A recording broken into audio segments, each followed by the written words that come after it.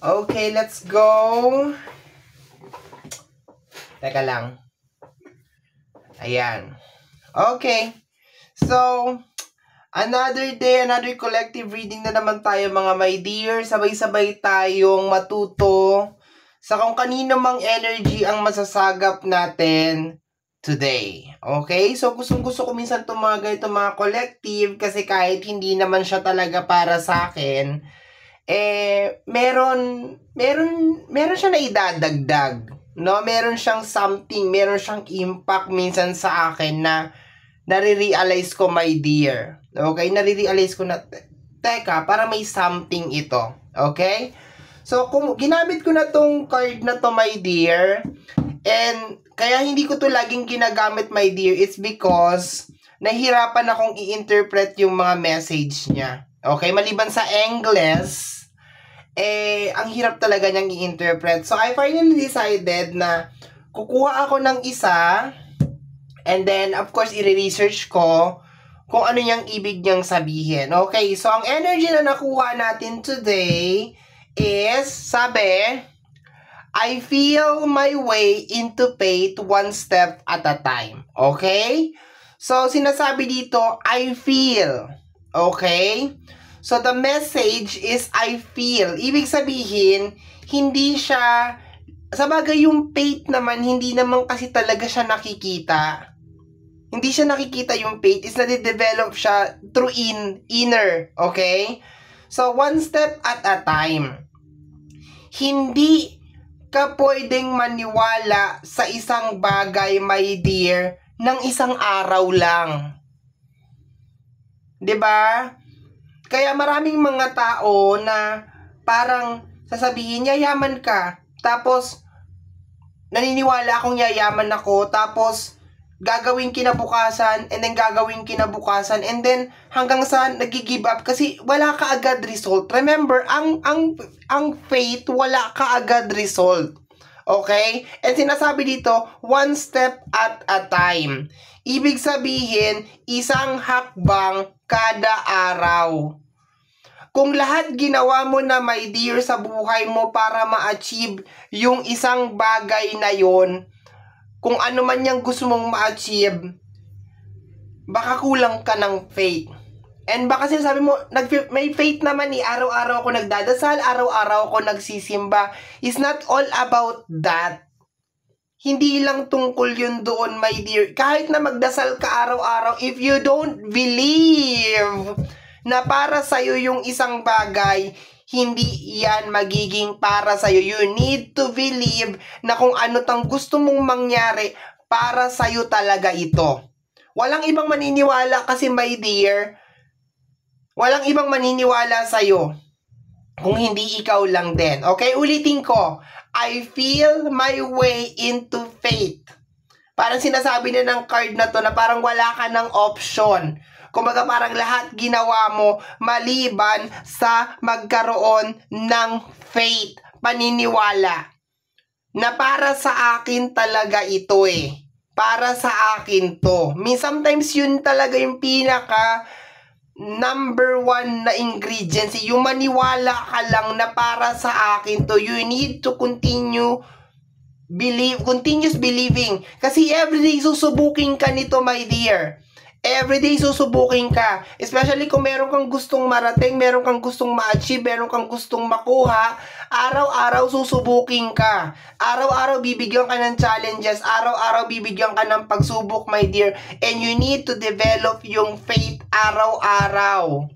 Isa sa way na ginagawa ko, my dear, kasi madalas ako minsan ito, I will be very, very honest, madalas akong nadidetach sa faith. Kasi dahil sa mga pagsubok na nangyayari, madalas ang natutunan kong gawin is i-divert siya na ibinibigay sa akin to ng meron gustong ipakita sa akin. May reason kung bakit to nangyayari sa akin ngayon. It is a part of the challenge. It is a part of the trial. Diba? Parang ganon. Okay? So, hindi na ako masyado magtatagal dito, my dear, kasi nasabi ko naman na siguro lahat ng aking gustong sabihin, magpapaikot-ikot lang tayo. Let's add card. Hindi ko na gagamitin to, my dear, kasi gumamit na tayo ng malaking baraha. Okay? So, I think 3 cards lang tayo pagdating sa Oracle. Okay? So, this is the number 1. And then, sige, kukunin ko tong dalawa. Total, nag-start na tayo sa puro mga words. So, mag-start na lang tayo dito sa tatlong to. Okay? So, hindi ko gagamitin lahat ng mga cards. Kasi magiging very overwhelm yung reading. Okay? So, saan tayo nag-stop? Sa faith, paniniwala. And itong faith na to, hindi to nadidevelop over time. Okay? Hindi siya nadidevelop agad-agad na, ay, ngayon I have this faith. No. Araw-araw mo kailangan i-practice yung faith na yan. Okay? You need to feel. Okay? Na yung isang bagay na minamanifest mo ay nasa harapan mo na talaga siya. Na para sa akin talaga to, akin to. Okay? Bumalik na naman tayo ulit sa barahan na to. Okay? So, let's go tayo, my dear. Let me see. Tingnan natin what is going on, my dear. Collective reading tayo today, ha? So, walang specific na zodiac sign. Tingnan natin. Just accept yung message if you feel na para sa'yo siya. Kung hindi naman, leave it for others, my dear. Pero everything na nagko-collective ako, my dear, always ako nakakakuha ng very important messages. Lagi akong nakakakuha ng mga enlighten, ng mga wake up call, mga awakenings, guidance, okay? I wonder if you are happy without me. Okay? You are wondering kung masaya siya na hindi ka na niya kasama. I think, my dear, to the point na lumayo sa'yo yung isang tao, I think masaya siya. Kasi pinili niyang lumayo eh. And minsan hindi naman lahat ng separation, my dear, malungkot. Minsan yun talaga yung nararapat eh. Once again, you need to have faith na kung ano itong nangyayari sa'yo is ito yung proseso para maabot mo kung ano yung mga dapat mong gustong mangyari. Meron nagtanong sa akin one time na paano ko pagpapatuloy yung buhay kung wala na siya? Meron nag-message sa akin ng ganun eh, na parang, paano ko po ipagpapatuloy yung buhay? Wala na siya eh, naghiwalay na kami, wala na kami. And ang masasabi ko lang doon, ang sinabi ko lang sa kanya, may mga bagay minsan na pinagtagpo, pero hindi, kanta yun eh, may mga bagay na parang pinagtagpo, pero hindi talaga tinadhana. May mga tao na dumarating sa buhay natin or meron mga senaryo na nangyayari sa buhay natin na hindi permanente, pansamantala lang. And sometimes, kaysa tumingin tayo doon sa bad side na, ay wala na kami, hiwalay na kami, sometimes we need to look at doon sa side na, ano kaya yung natutunan ko nung pumasok siya sa buhay ko? Ano yung naging lesson? Sa akin, ako, my dear, medyo iaano ko lang kasi ito yung pinakamahirap sa collective because kailangan makakuha ka ng bigger pictures. Okay? So, sa akin, nung pinakauna na nagkaroon ako ng tao na iniwanan ako, nagkaroon ako ng realization na wala talagang permanente sa mundo. Na lahat nagbabago anytime. Na dapat hindi ka masanay sa ganito. Na ito yung sitwasyon, ito lang talaga siya. Okay? So, sabi dito, I feel my way into faith one step at a time. One step at a time. Ibig sabihin, kung bakit kayo naghiwalay, dahil kailangan nyo na talagang maghiwalay. Okay, yun. And kung tinatanong mo hanggang ngayon, masaya ba siya na nahiwalay na kami? Posibleng ang sagot, oo. Kasi, mas pinili niyang iwanan ka eh. Mas pinili niyang sumama sa iba or mamuhay ng separate na buhay kaysa kasama ka. Mas pinili niya na nalabanan yung pagsubok araw-araw sa buhay natin ng mag-isa or kasama ang ibang tao kaysa kasama ka.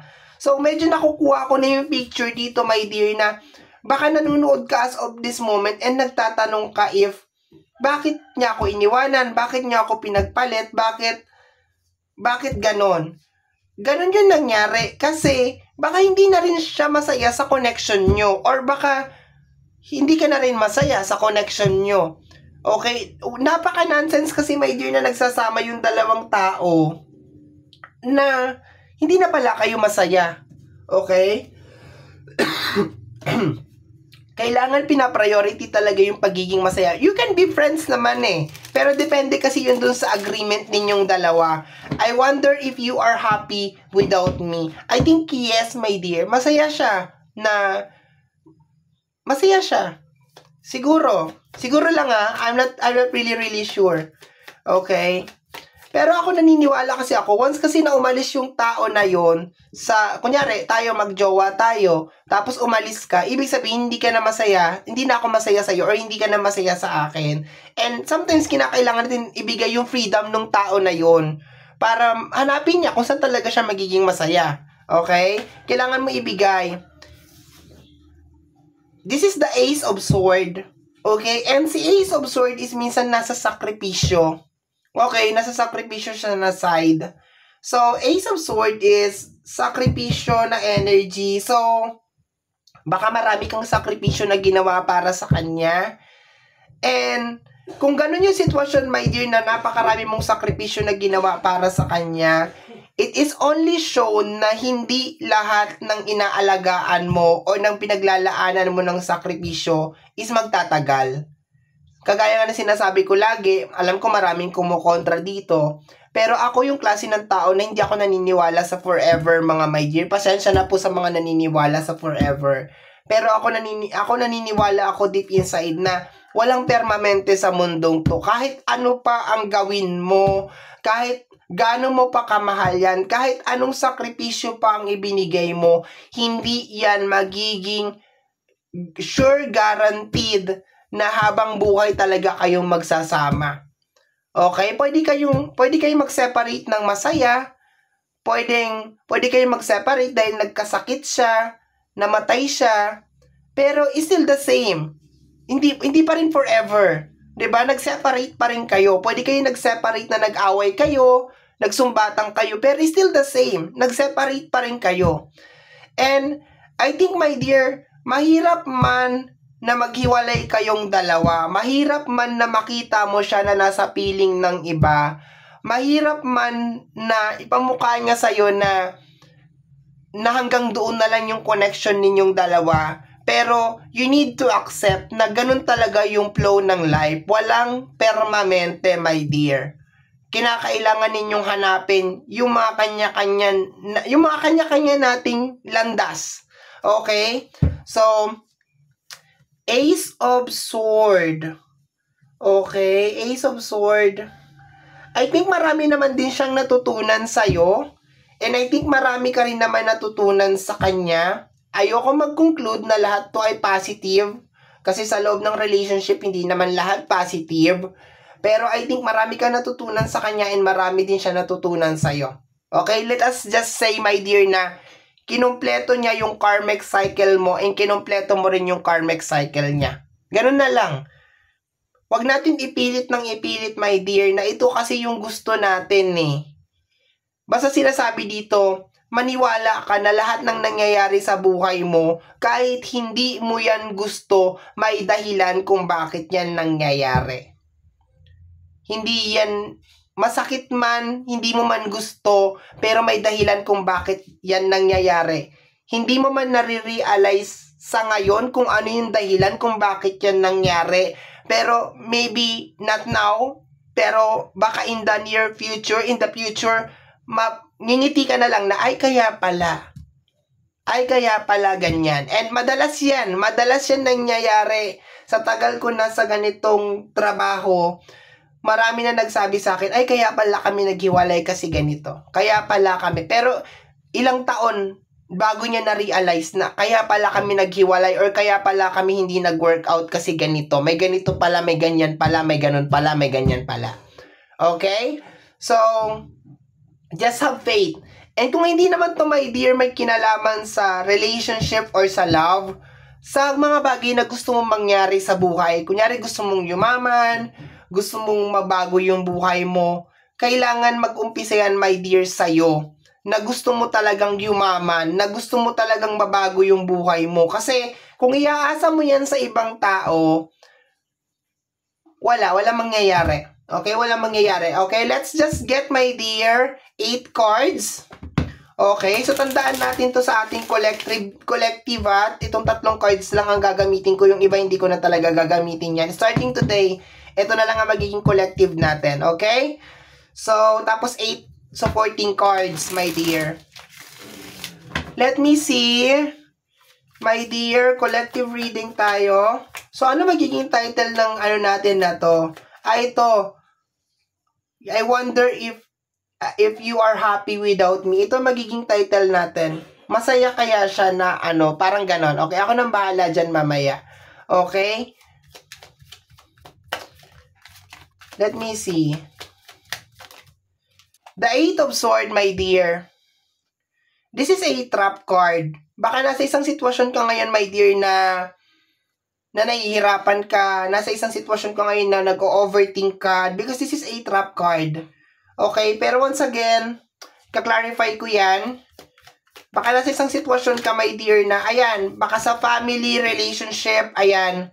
Once again, my dear, kung sa relationship to, once na hindi na kayo masaya ng karelasyon mo or parang pakiramdam mo, kailangan na ninyo mag-separate ng landas, hayaan mo. Just let it be.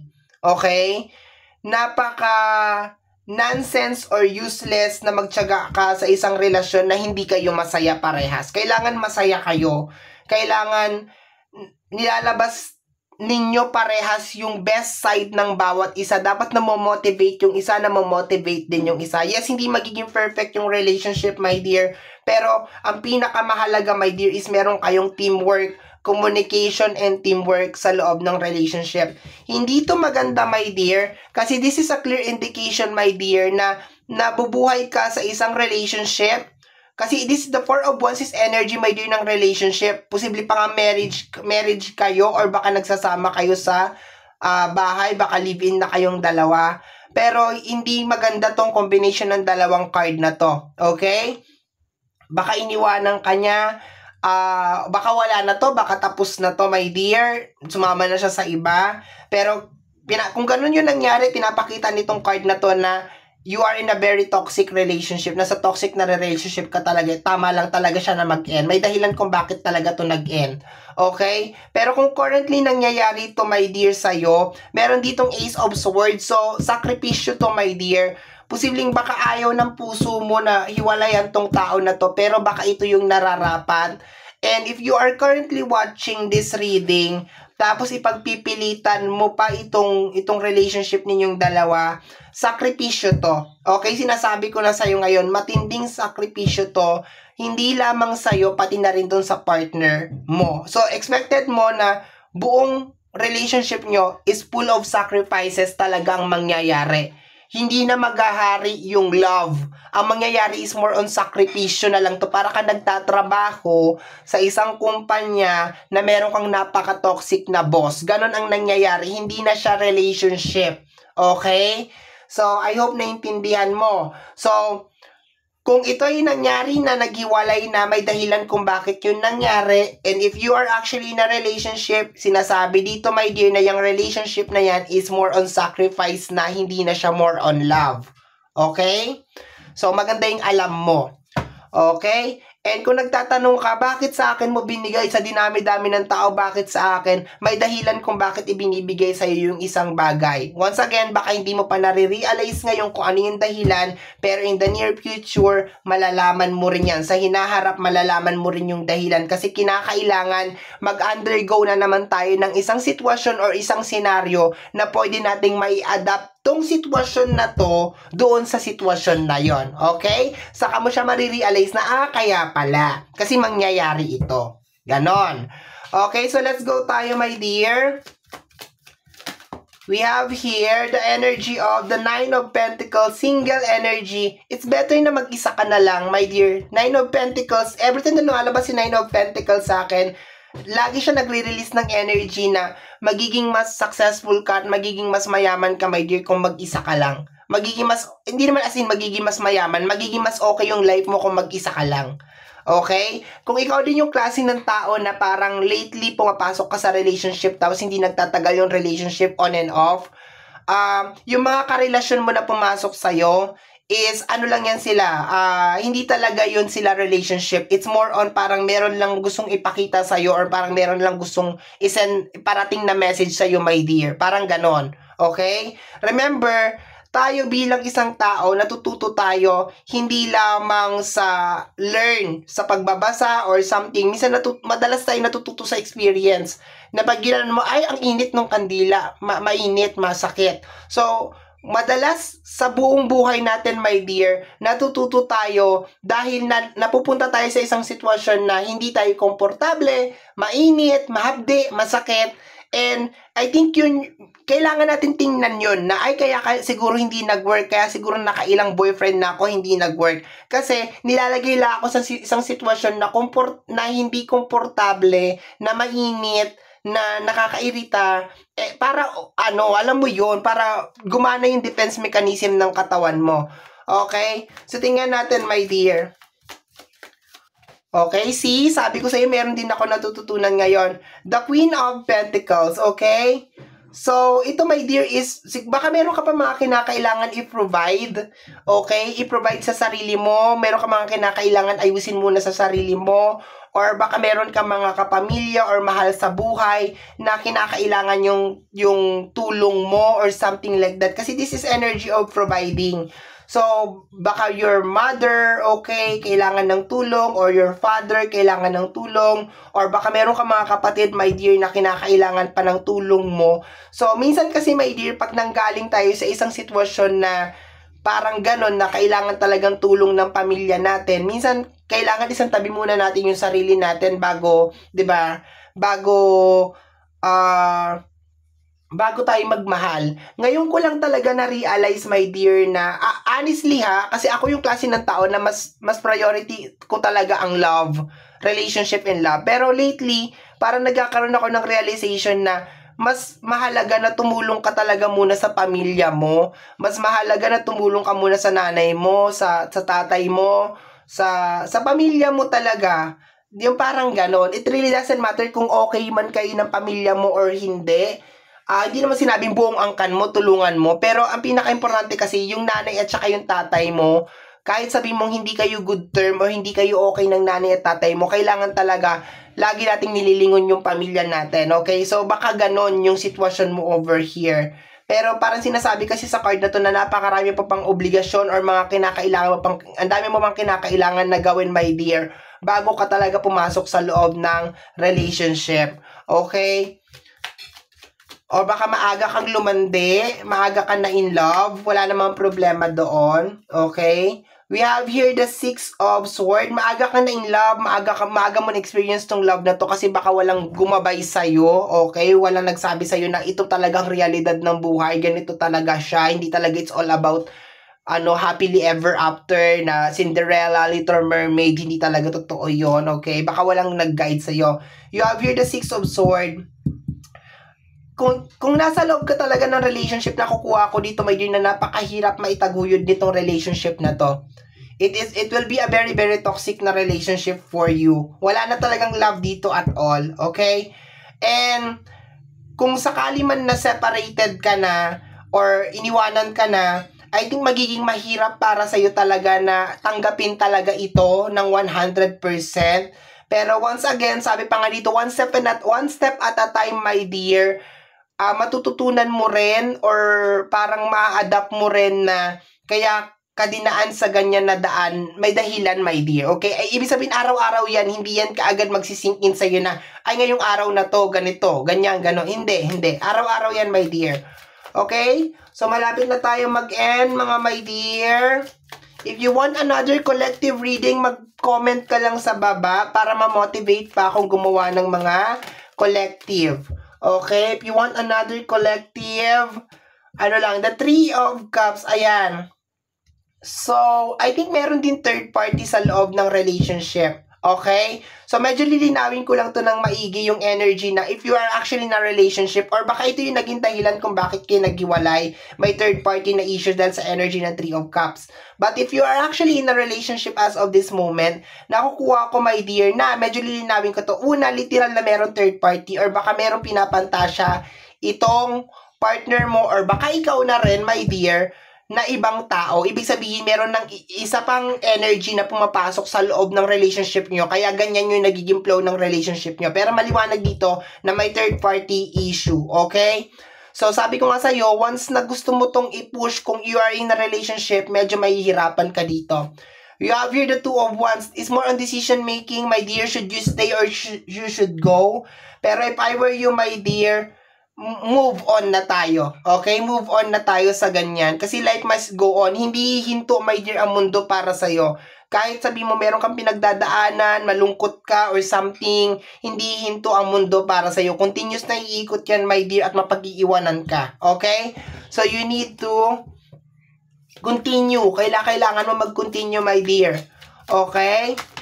We have here the Seven of Cups. Mangarap ka ulit, mag-umpisa ka ulit, bumangon ka ulit, hindi pa katapusan ng mundo, my dear. Once again, dalawang energy ang nakuha natin dito.